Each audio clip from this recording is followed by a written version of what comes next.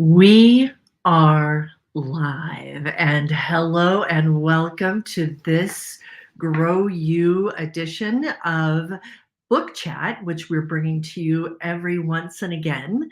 Haven't done it in a while, but thought we would use the YouTube live format to bring it to you. I'm Cheri Ruskus, if you don't know me, and today we are talking about James Clear's amazing book, Atomic Habits: Tiny Changes, Remarkable Results. And why are we talking about this today?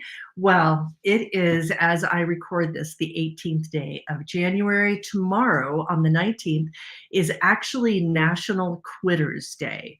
Mhm. That's the day that most people just quit. They say, we're 19 days into the new year. I can't get this goal, resolution, intention, whatever you want to call it. I can't get my arms wrapped around it, so I'm going to forget about it. And why is this time of year a good time to start? Because there's a lot more hope, right? It's a fresh new year. There might be different types of times of the year, like September sometimes it's going back to school, different things. So this is a good time, but a lot of people abandoned. There's a lot of statistics about why people do things. And we're going to take a look at that. All right. So, um, and I'm going to weave through this because our Grow You channel is about gardening and my love of the earth and all things gardening. So we're going to weave it into how gardening is actually a habit. So let's go ahead and jump into this now. I'm just trying to think if there's anything else I wanted to say up front. I don't think so. All right. So James Clear, in this marvelous book, had 4 laws that he believes brings us to a habit. And first of all, thought I would give you the definition of atomic habits. And one thing to be clear, these book chats are never something to replace reading or listening to the book. I listen to a lot of audiobooks. And then sometimes, like in the case of this one, back in 2018, when I first read this book, I listened to it, then I got the book because I wanted to underline things, and I just loved this book. But here's his definition of atomic, or wherever James got it from, is an extremely small amount of a thing, the single irreducible unit of a larger system, so smaller of a whole, and the source of immense energy or power. And then habit, that's the word atomic. And then habit is a routine or practice performed regularly and the automatic response to a specific situation. So as I read through this book again and listened to it on audio too, I was going back and forth with both of them. It just really brought to life his 4 laws. And so we're going to talk about them. Again, I'm going to weave gardening in and out of it. But what we're looking for is a small increase. And one of the things that he talks about that I absolutely love is that what if you could make 1% of a difference every day? Because what usually happens with our New Year's resolutions, goals, intentions is, there should be a word for that all in itself, right? Is that we try to do it all. We try to eat the whole apple all at once, and we get burnt out and we're tired. And whether it's an exercise routine that we decided that we wanted, a new habit that we wanted to get around exercise or eating or whatever that looks like. And one of the things that's so fascinating about this book is how it really works with our conscious and unconscious mind in playing tricks on ourselves sometimes. But what if you could make 1% of a difference every day? And what James talks about is that through his research, that you could be 30% better, 37% better by the end of 365 days. Now, he has a whole thing around the math of that. I don't quite understand that still, but that's where he comes. You think you'd be 365% better, right? But it's 37% better. And thinking about habits as compound interest, that you're gaining interest as you go, and making in its interest in self-improvement. So he really talked about how habits are a double-edged sword, right? We have the good habits and we have our not so good habits are bad habits, and how do we make them work for us? And the biggest thing to look at is how we pay attention to them. I so often hear people say to me, I would love to garden, but I just can't. I'm not a gardener. I don't have a green thumb. I kill plants. It just doesn't work. Well, here's the real thing that I will tell you is that it's because there's no habit. Like plants come into your home or out in your garden because you've planted them, you've nurtured them, you've taken care of them. But so often I see people who say this to me and oh, I forgot to water my plant this month. Or, and or the care of it. So it's really taking care of something on a regular basis. And sometimes it's just ourselves that matter the most. So it's really looking at and taking an inventory of your habits. And again, because some of them are in your unconscious mind, you aren't even aware of some of the habits. You might be three-quarters of the way of doing something. And I find that with even with myself with gardening, sometimes I just get lost in it, right? You find yourself in the flow of something and you don't even, because it's such a habit in your life that it's just a part of who you are. And that's what you really want to do with a habit is to make it become that. And we will set up these goals for ourselves that are way up on the mountain, right? That we want to get to that goal. And it's very difficult if we don't figure out the steps, that 1% that's going to get us there all the way. So thinking about an atomic habit again as part, like it's part of the whole. It's just a part of it. And how am I going to make this a part of my whole life if I want better results? If I want to, people say goals don't work. And this is really why. It's the steps to the goals. One of the things in all my years as a coach that I learned so well along the way is that people would have these, and myself included, let me just say this, they have this big goal up there, but then you never broke it down to what it was going to take from a daily habit basis to get you to that goal. It was 1% I could do every day, so that I could rise to the level of my goals, as James Clear talks about in this book. So that's really what Law One is all around. And looking at the tiny battles, I'm just looking at my notes here. And it's, that slow pace of transformation. Transformation doesn't happen overnight.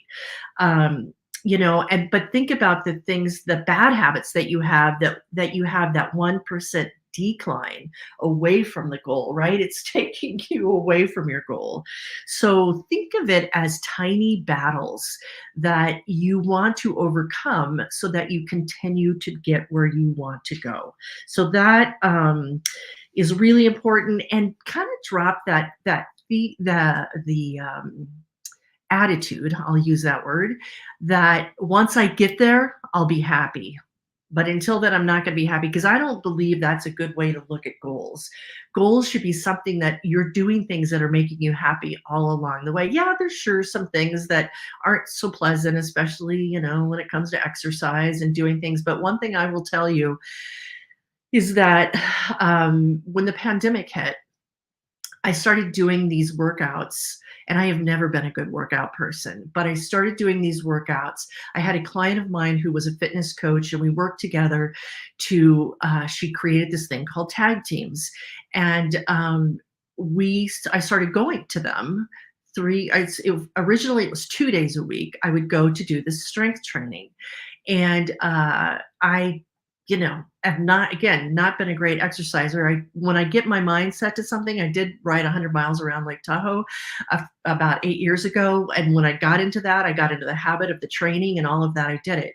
Well, with this, it was in my basement. And I know one thing to be sure, if it's just up to me to do it, and we'll talk about accountability a little bit here as we go, I won't get it done. But if I've got it two-way, even if if there's something up on the screen that's telling me what to do, will I do it? I don't know. But if there's a two-way, I'm surely going to do it.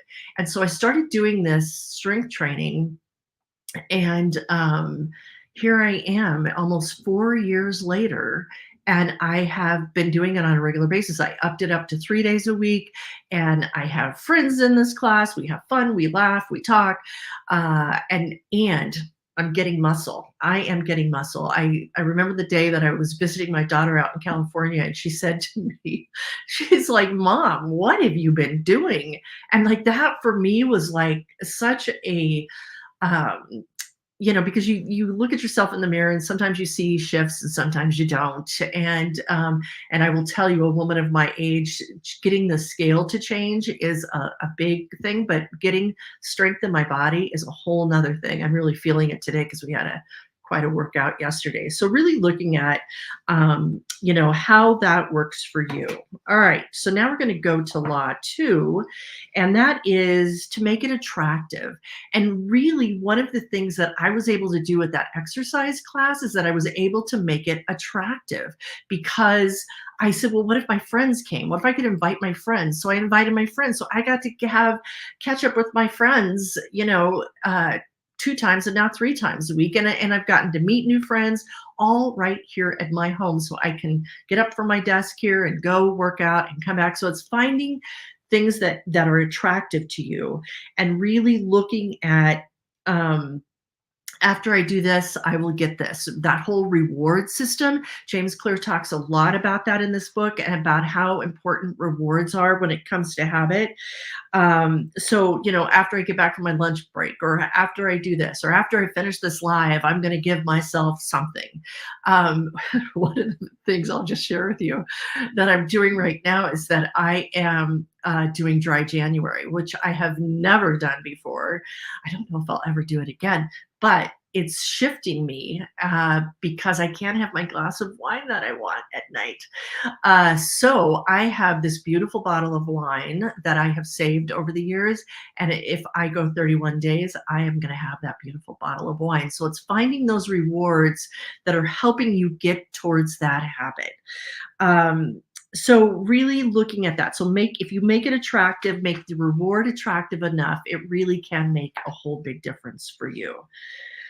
There's more on that, but I'm going to go ahead and jump for time to law three, and that is to make it easy. And it's really the best way. Again, that 1%, one step at a time. And you might say, "Oh yeah, but if it were easy, wouldn't everybody be doing it?" Not necessarily. Um, Human behavior follows, as James talks about in the book, the law of least effort. And we naturally gravitate towards the option that requires the least amount of work until we start to do some of the work and find out, well, maybe it wasn't so bad after all. And I will tell you, as shifting my gears towards my life as a gardener, that some people might look at me out in my garden and go, "Oh, she's nuts. Why does she work so hard?" Because I don't see it as work. When I first started gardening, I did it for finances. I've shared it here on this channel before, but I did it because I had bought a new home. I was recently divorced. I had very little money to put into landscaping, which I realized at that point in time how much it cost. And so a friend suggested get a packet of seeds, and just do seeds and grow a garden. And I lived on a corner lot and I did exactly that. And was it hard work? Yeah, because we had horrible clay soil and I learned so much. Let me just tell you. But it was the joy of watching those seeds come out of the ground. Now, I also somebody said mulch and use hay, and I did that. And unfortunately, I used straw. No, you're supposed to use straw. I used hay, and then that created seedlings, and it was a mess. But I had to clean it up. But at that point, I was hooked. Right? It's that hook to get you into something that, wow, this is going to be worth it. If I get this done, it's going to be so worth it. And now I got to tell you, nearly 40 years later, I can hardly wait for spring to get my fingers in the dirt and to get out there and get in the garden. I don't look at it as yard work. I look at it as gardening.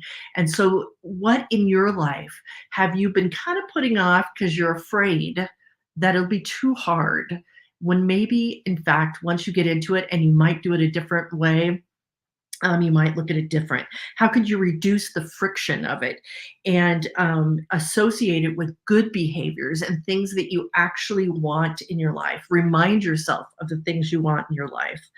Um, and get your environment around you to be ready for that. One of the things I'm getting ready for is growing seeds indoor. I just did a video this week about getting ready for the seeds indoors because that primes me up. That gets me ready to get out in the garden.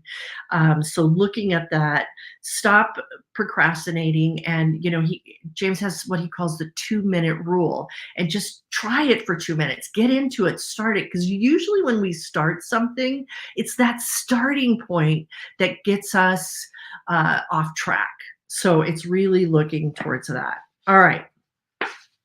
So that is the third law, is to make it easy, and then finally the fourth law is to make it satisfying.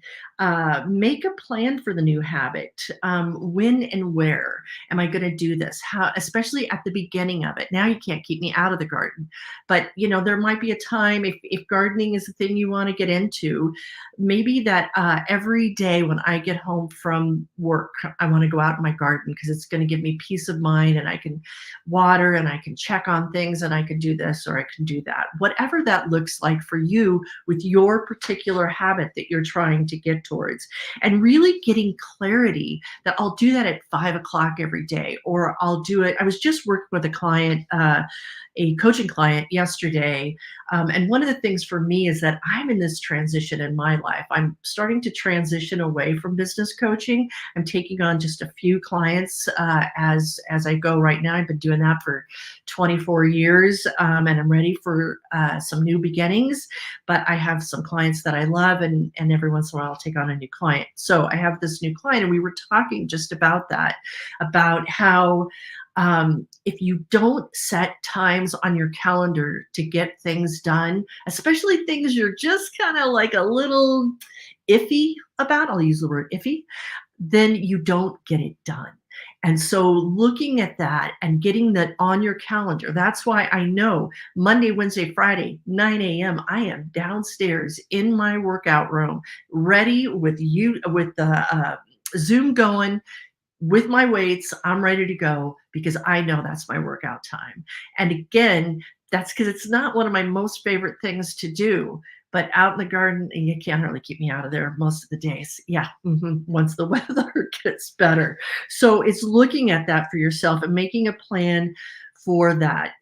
Get clarity on what is it I have to do. Again, those goals that are going to get me, those steps, excuse me, that are going to get me up to that goal and get me where I need to go, right? So that is law 4, is to make it satisfying. The little juicy parts of it. What reward are you going to give yourself if I work out today? If whatever it is, this habit you're trying to get back into your life, or maybe get rid of in your life, so that as I looking to cut back on my alcohol intake, I'm looking forward to that bottle of wine come February 1.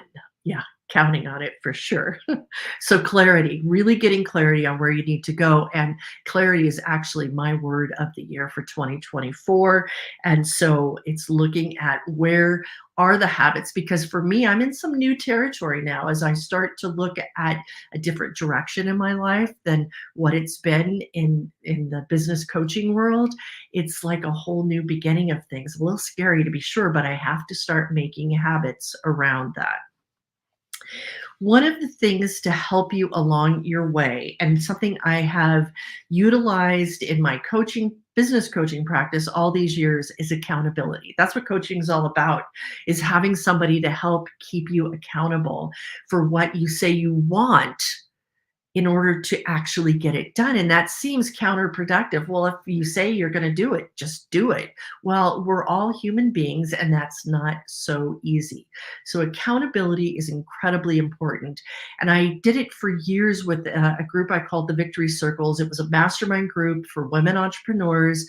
And we met during the pandemic. We started meeting every week because everybody just needed accountability. Everybody's life was up in the air, especially small business owners. And so we were trying to figure out what to do. And one of the things that I've actually done in my gardening life that I'm putting back on the front burner this year, I kind of was thinking about it again. Sometimes with a habit, we have to think about it, is something called the Victory Garden Club. And there'll be a link in the description of this over at growu.garden for the Victory Garden Club. So whether you're listening to me live today or that you're listening to the recording, and you really want gardening to be one of your habits, something that you just, and there's so many reasons to garden. I couldn't even begin to go into it right now, from a spiritual, from a stress level, from growing your own food and beautiful flowers. Like there's so many wonderful reasons why you would want to garden. And whether you have a little balcony or some small spot, or, I'm lucky enough to live on a couple of acres, about a quarter of an acre, I actually garden. But what is it that you want? And if you're looking for accountability in that area, definitely go to our link that will be in most of our videos about gardening and about getting accountability, just talking to other people. Sometimes it isn't about people holding you to the fire and saying, you said you were going to do this and you didn't do it. It's being able to talk about, here's what happened, and oh my gosh, this is why I didn't get it done, and I want to still get it done, and working together to get it done. That's what accountability is really all about. So I will leave you today with, because I wanted to make this pretty short and sweet, because I really do want you to just go read the book, is what he calls, he being James Clear, the Goldilocks rule. And that's when human beings, which each of us are, experience peak motivation. Right? We are in the groove. We are in the flow. We might be right on the edge of our current ambitions. It's not too hard. It's not too easy. It's just right. We're in the groove. We are in the flow, and we're hitting it just right. And that's when we know that we have got this handled. This is when I know for my workout life that I have it handled. My husband and I have actually been doing, it's called Body Groove. We've been doing every day this year so far. And we're just dancing together for about a half an hour every day. And it's super fun. We're in the flow of it, and we're talking about it. And it's not like, oh yeah, we were going to do that, we forgot about it. Some days we've been off a little bit, but we always get to it. So it's looking at what do you want to be in the flow with? Look at your goal that way. What do you want to be in the flow with? And then if you were in that flow, what would it feel like? What would it look like? Who would you be then? And maybe you need to drop a habit in order to gain a new habit. And because number one, there's only so much time in a day. And if we've got our day filled up with bad habits, if you find when you get frustrated, you just flip on the TV or start scrolling like we tend to do these days. I've been known to do that a time or two. What can you do to get you out of that to a better habit and give you fulfillment in your life? So I would love in the comments after, if you would like to just say, even to put it out there, sometimes putting it in writing, not even sometimes, putting it in writing, he does talk about it in the book as well, and I know it to be true in my world as a coach, is that to put it in writing is like such a commitment.